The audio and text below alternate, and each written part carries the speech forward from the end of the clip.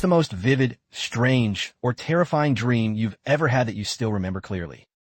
I was standing on a vast, perfectly smooth obsidian plain under a sky the color of bruised plums. Then, the ground began to ripple, not like water, but like a gigantic, stretched-out blanket being shaken. Immense, shadowy figures, taller than mountains, started to rise from the plain. They had no features, just silhouettes against the unnerving sky. The terrifying part wasn't their appearance, but the absolute silence they emanated. No sound, just an all-consuming dread. Then one of them turned its head towards me. I woke up sweating. My teeth started to fall out, one by one. Not painfully, but just loose, and then they'd drop into my palm with a soft click. Each one was a perfect white molar. I tried to put them back in, but they wouldn't stick.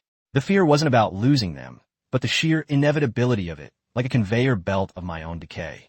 Then I looked down, and my entire mouth was empty, just a pink, wet cavity. I could feel the emptiness. I've never forgotten that sensation. I was a single, unbuttered slice of toast in a giant kitchen. The oven door opened, and a monstrous spatula, glowing red-hot, reached for me. I knew, with absolute certainty, that this was the end. I could feel the heat intensifying, smelling my own impending charring. The weirdest part was the internal monologue. This is it. This is how I become sustenance. Then, just as it was about to grab me, a giant hand, presumably the chef's, swatted the spatula away. I was saved to toast another day. I was trapped in a library where the books weren't filled with words, but with living eyes. As I walked down the aisles, the eyes would follow me, blinking slowly, some narrowed in suspicion, others wide with terror. The air was thick with an unspoken, collective knowledge that was suffocating.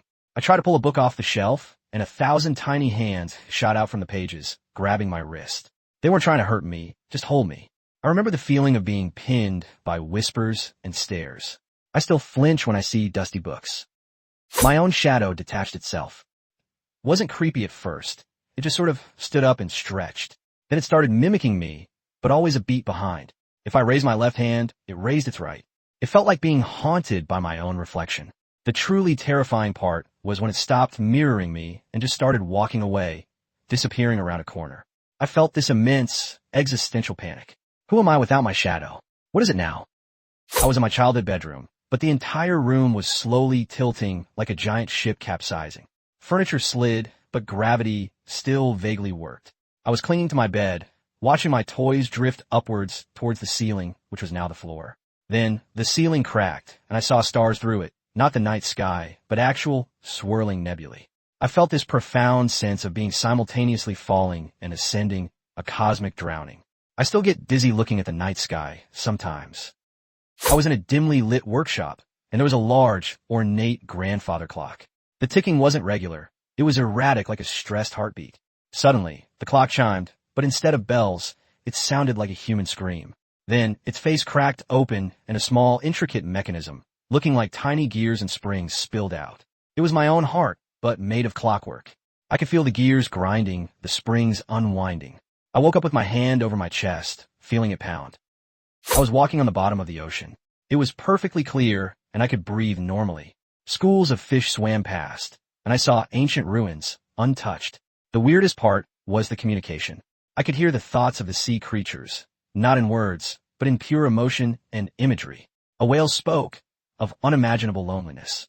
A shoal of tiny fish sang a chorus of blind panic. It was beautiful and overwhelming, but the most vivid memory is a single, enormous anglerfish staring at me, its bioluminescent lure pulsing with an ancient, hungry curiosity. I never felt so small. I was in my old high school hallway, but it was completely empty and silent. As I walked, the lockers started to melt like wax, dripping down the walls. Then, I heard my name being whispered, but it wasn't coming from any direction. It just was. I turned a corner and saw myself, standing there, smiling. When I got closer, I realized it was a mirror, but my reflection was about 10 years older. It winked and vanished. Picture this. I'm on a crowded bus, totally normal, but everyone's facing away from me, like a hard 180 degrees. Their heads are craned back, eyes wide, staring at something I can't see. The bus is moving, but there's no sound, no engine hum, nothing. Then, one by one, they start to float upwards just a few inches off their seats, their vacant stares fixed on the ceiling. I woke up sweating, convinced I'd forgotten to lock my door. I dreamt I was a painter, not an artist, but someone tasked with painting the sky. The problem was the sky was a dull, washed-out gray. I had these enormous brushes, thick as tree trunks, and pots of swirling, vibrant color. I dipped a brush into pure sapphire and smeared it across the canvas. Suddenly, the entire world tilted, and I realized the sky was actually the inside of an enormous, unblinking eye. I tried to run, but my feet were stuck in wet paint. I was standing on a beach. The sand was made of tiny, perfectly formed gears that clicked and whirred underfoot. The ocean wasn't water. It was liquid mercury, reflecting a sky filled with impossible, crystalline constellations.